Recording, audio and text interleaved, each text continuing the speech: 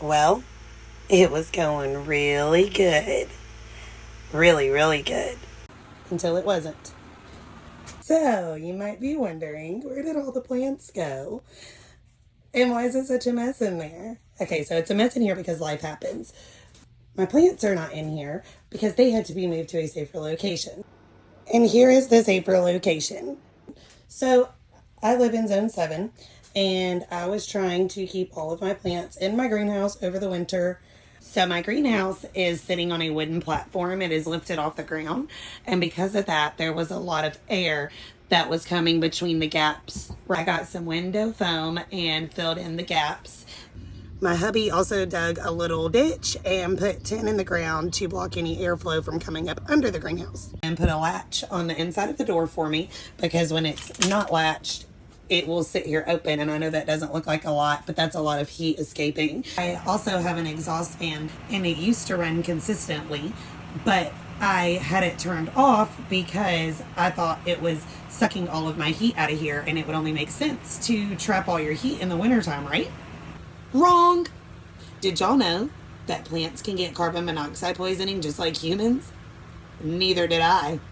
The heaters come with a safety feature that if there is too much carbon monoxide in the air and not enough oxygen, they will shut themselves off.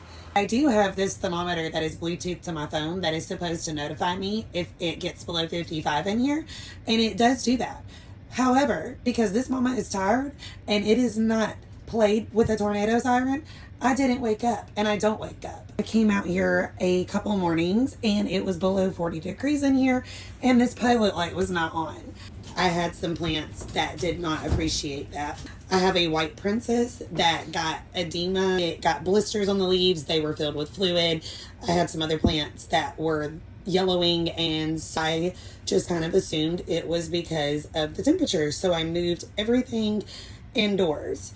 Then, after doing some research, I found out that plants can get carbon monoxide poisoning just like people. Who would have known that? That's not common sense. So, if you have a greenhouse and you run a propane heater, do yourself a favor and get a carbon monoxide detector.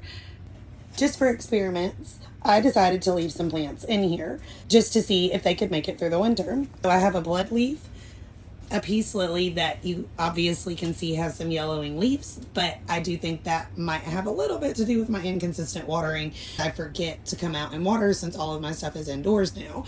But we do have a new leaf coming up down here, so that's a good sign. I also have some ferns. They seem to be doing fine. That one's getting some seeds on it, and this one looks fine. I also have these cactuses in here, cacti, however you say that. I have a lot of calanchos. I also have a Christmas cactus and a monstera. The monstera does have yellow leaves. She already had some yellowing leaves due to some sunburn over the summer. It does look a little worse. I don't know if she's really appreciating this experiment. I have a mother of thousands, and of course she's just having thousands of babies over here. Spider plants seem to be doing okay. They're getting babies. Aglaonemia seems to be doing okay. It's actually got a new leaf coming in. And there's one right there, and then there's one right there also.